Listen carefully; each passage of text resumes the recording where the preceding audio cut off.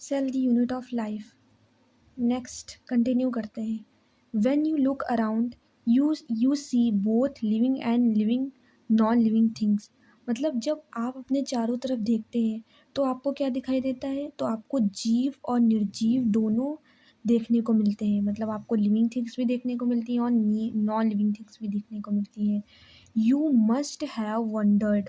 मतलब क्या करते हैं? आप अवश्य आश्चर्य करते हैं। मतलब इन सब चीज़ों को देख कर के आप आश्चर्य करते होंगे, है ना? एंड आस्क्ड योरसेल्फ, और अपने आप से सवाल पूछते होंगे, है ना? पूछते होंगे कि व्हाट इज़ इट दैट, कि ऐसा क्या है मेक्स एन ऑर्गेनिज्म लिविंग, कि ऐसा क्या है जिस कारण जीव जो है वो जीव कहलाते हैं। मतलब जो ऑर्गेनिज्म है वो ऑर्गेनिज्म क्यों कहलाते हैं, ये आपके अंदर क्वेश्चन राइज होता होगा। और what is that it that animate thing does not have which are living things has. और आप कहते होंगे कि जो जीव है वो क्यों, किस लिए जीव कहलाते हैं, मतलब ऑर्गेनिज्म ऑर्गेनिज्म क्यों कहलाते हैं। और जो निर्जीव जीव हैं, मतलब जो नॉन लिविंग थिंग्स हैं, वो नहीं कहलाते हैं। मतलब उन्हें हम ऑर्गेनिज्म नहीं कह सकते, है ना? सिर्फ हम ऑर्गेनिज्म किसे कह सकते हैं? जो हमारी लिविंग थिंग्स हैं। नॉन लिविंग थिंग्स को हम ऑर्गेनिज्म नहीं कहेंगे। तो ये आपके अंदर क्वेश्चन राइज होता होगा, क्योंकि हम लिविंग थिंग्स को ही ऑर्गेनिजम्स कह रहे हैं और नॉन लिविंग थिंग्स को ऑर्गेनिज्म नहीं कह रहे हैं, है ना? ये क्वेश्चन राइज होता होगा आपके अंदर। The answer to this is the presence of the basic unit, है ना? तो इस जिज्ञासा का उत्तर, है ना, तो केवल यही हो सकता है। मतलब इसका जो आंसर होगा वो यही होगा कि that the basic unit of life, जो लाइफ की बेसिक यूनिट है वो क्या है? सेल, है ना? The cell in all living organisms, है ना? कि वो हमारी कोशिका ही है। मतलब वो हमारा सेल ही है जो उपस्थित होता है और अनुपस्थित होता है। मतलब जो हमारे लिविंग में पाया जाता है और नॉन लिविंग में नहीं पाया जाता है। तो ये सेल ही हमारा जो होता है, जो डिफरेंस करता है लिविंग और नॉन लिविंग थिंग्स में है, थिंग्स में, इनएनिमेट थिंग्स में। इनएनिमेट थिंग्स का मतलब होता है नॉन लिविंग थिंग्स, है ना? इनएनिमेट का मतलब हो जाता है नॉन लिविंग थिंग्स। तो नॉन लिविंग में और लिविंग में डिफरेंस करने वाला कौन है? सेल है ना? और जिसमें सेल होता है उसको ही हम ऑर्गेनिज्म कहते हैं। नॉन लिविंग थिंग्स को हम ऑर्गेनिज्म नहीं कहते हैं। नेक्स्ट क्या कह रहा है? All organisms are composed of cells. अब ऑर्गेनिजम्स मतलब लिविंग की हम बात करें, जितने भी लिविंग ऑर्गेनिजम्स हैं, यहाँ पे हो सकता है कि ऑल लिविंग ऑर्गेनिजम्स आर किसके बने हुए हैं? सेल्स के बने हुए हैं। Some are composed of single cell. अब यहाँ पे कह रहा है कि कुछ ऐसे हैं जो सिंगल सेल के बने हुए हैं, मतलब एक ही सेल उनके अंदर पाया जाता है। ऐसे भी और कुछ ऑर्गेनिजम्स हैं जिसमें एक ही सेल पाया जाता है cell, and are called unicellular organisms. और उन्हें हम कौन से कह देते हैं? यूनिसेलर ऑर्गेनिजम्स, मतलब एक सेल वाले। वाइल अदर्स, और उसके अलावा जो है like as composed of many cells, जो बहुत सारे सेल्स के बने हुए हैं, उन्हें हम क्या कह देते हैं? Are called multi cellular organism, जिसमें बहुत सारे सेल्स प्रेजेंट होते हैं।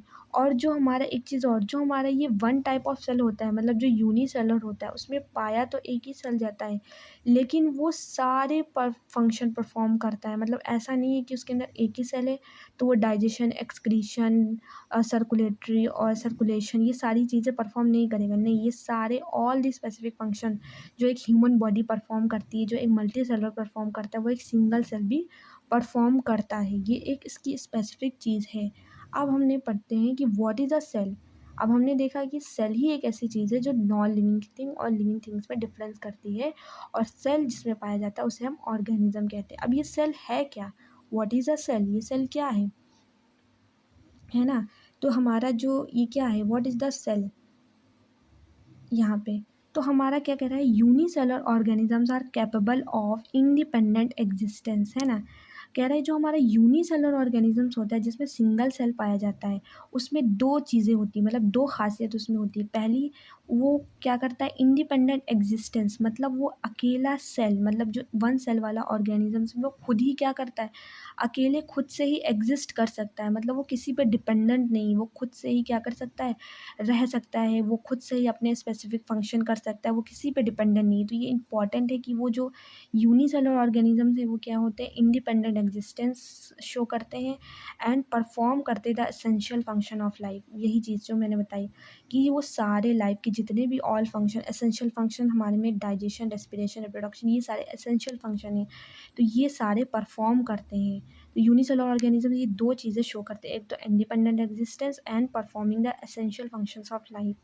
Anything less than a complete structure of a cell. अब देखिए इंपॉर्टेंट कह रहा है कि अगर सेल में से कि कोई भी स्ट्रक्चर अगर नहीं पाया जाए, है ना, anything less than a complete structure of a cell does not ensure independent living, तो वो लिविंग नहीं कहलाएगा, है ना। कि अगर हमारा अ, अस्तित्व नहीं हो सकता, इस कारण जीव के लिए कोशिका की मूलभूत संरचनात्मक, कोशिका के बिना किसी का भी स्वतंत्र जीव अस्तित्व नहीं हो सकता। मतलब अगर वहाँ पे हमारा क्या, anything less than a complete structure of cell, अगर बॉडी के अंदर सेल नहीं है ना, सेल के बिना वो लिविंग नहीं कहलाएगा, है ना। वो ऑर्गेनिज्म जो है बेसिकली, जो हमारा ऑर्गेनिज्म है वो लिविंग नहीं कहलाएगा, है ना, जब तक कि उसके अंदर हमारा सेल नहीं होगा, सेल का एक कंप्लीट स्ट्रक्चर नहीं होगा। तो anything less than a complete structure of cell, मतलब सारी चीज़ें हैं लेकिन सेल नहीं है, तो वो हमारा इंडिपेंडेंट लिविंग नहीं होगा। Hence cell is the fundamental structural and functional unit of life living organisms. ये जो लिविंग ऑर्गेनिजम्स है उसकी क्या है, सेल एक fundamental structural and functional unit है। फंडामेंटल मतलब कि उसके अंदर वो क्या है, फंडामेंटल है, मतलब फंडामेंटल में उसमें all type of chemical reaction होती हैं। फंक्शनल का मतलब है all type of chemical reaction होती है, मतलब जितने भी फंक्शंस एक मल्टी सेलुलर में होते हैं वो सारे हमारे, मतलब एक कॉम्प्लेक्स जितने भी फंक्शंस हैं, जितने भी केमिकल रिएक्शन जो बॉडी में होते हैं वो सारे हमारे सेल के अंदर भी होते हैं। और हमारे स्ट्रक्चरल है, मतलब हमारा बिल्डिंग ब्लॉक है, जैसे कि एक बिल्डिंग है वो एक छोटे छोटे ब्रिक्स से मिलकर बनी होती है, एक ब्लॉक से मिलकर के बनी होती है, इसी तरीके से हमारी बॉडी एक छोटे छोटे सेल से मिलकर के कंप्लीट बनती है। और फंक्शनल यूनिट है, फंक्शनल यूनिट को हम वर्किंग यूनिट भी कह सकते हैं। तो ये एक लिविंग ऑर्गेनिजम्स की होती है। देन अब हमारी आती है डिस्कवरी का पार्ट, कि किसने क्या क्या चीज़ें डिस्कवर करी। तो सबसे पहले जो ये सेल थे, और सेल के अंदर अब हम सेल के बारे में जानेंगे, देन सेल के अंदर की चीज़ें हम डिस्कस करेंगे। तो सबसे पहले जो डिस्कवरी थी वो की थी एंटवॉन, या इनका जो पूरा नाम है वो एंटोनी वॉन लीवेनहुक है। एंटवॉन नहीं, एंटोनी वॉन लीवेनहुक है। इन्होंने सबसे पहले डिस्कवर करा था एक लाइव सेल को, मतलब एक एक लिविंग सेल जिसके अंदर सारे एसेंशियल फंक्शन हो रहे हैं, उस सेल को उन्होंने डिस्कवर करा था। देन हमारे आते हैं रॉबर्ट ब्राउन, एक आएंगे रॉबर्ट हुक और एक है रॉबर्ट ब्राउन, तो इनमें कंफ्यूज नहीं होता। रॉबर्ट ब्राउन जो है उन्होंने लेटर डिस्कवर करा था न्यूक्लियस को, इन्होंने डिस्कवरी करी थी न्यूक्लियस की, है ना। The invention of the microscope, जब माइक्रोस्कोप का इन्वेंशन हो गया, मतलब जब सूक्ष्मदर्शी की जो माइक्रोस्कोप की थी उसकी खोज हुई, खोज के बाद, माइक्रोस्कोप की खोज के बाद इनके अंदर जो क्या करा, इम्प्रूवमेंट किया गया, और जो क्या गया, इम्प्रूवमेंट किया गया, और इलेक्ट्रॉन माइक्रोस्कोप के द्वारा, है ना, जब हमारे इसके अंदर क्या हुआ, माइक्रोस्कोप का इम्प्रूवमेंट की गई, और जब इलेक्ट्रॉन माइक्रोस्कोप की मदद से जो सेल थी उसके अंदर की स्ट्रक्चर की स्टडी की गई, है ना। कह रहा है the invention microscope and its improvement, जब इसकी इम्प्रूवमेंट की गई leading to the electron micro, और जब इलेक्ट्रॉन माइक्रोस्कोप बनाया गया तब सारे रिवील्ड हो पाए, है ना, सारे स्ट्रक्चर जो थे, revealed all the structural details of the cell. जब हमारे इलेक्ट्रॉन माइक्रोस्कोप की डिस्कवरी हुई तो हमारा जो structural details of the cells, मतलब सेल के अंदर क्या क्या चीज़ें पाई जाएंगी उस चीज़ के बारे में पता चला। अब ये इतना पार्ट था हमारा डिस्कवरी का।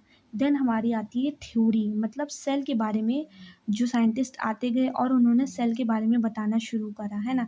अब यहाँ पे एक और चीज़ है, जब इलेक्ट्रॉन माइक्रोस्कोप में जब ये माइक्रोस्कोप की रिव्यूल्ड हुई, जब ये डिस्कवर्ड हुआ, तो सेल के अंदर की चीज़ें डिस्कवरी करनी शुरू हो गई, मतलब उसके अंदर क्या क्या पाया जाने लगा वो डिस्कवर होने लगा। तो ये सबसे पहले जो किया गया था वो किस में किया गया था, इन ऑर्किड रूट सेल में, मतलब ऑर्किड के प्लांट की रूट के अंदर इलेक्ट्रॉन माइक्रोस्कोप को सबसे पहले उसके अंदर डिस्कवरी उसमें की गई थी।